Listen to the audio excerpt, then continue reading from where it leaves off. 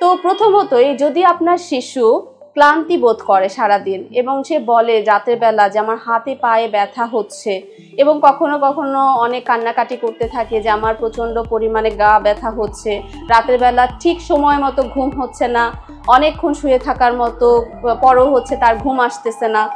এগুলো হচ্ছে vitamin D এবং আয়রন বা ফেরিটিন বা রক্ত স্বল্পতার কারণে হয়ে থাকে।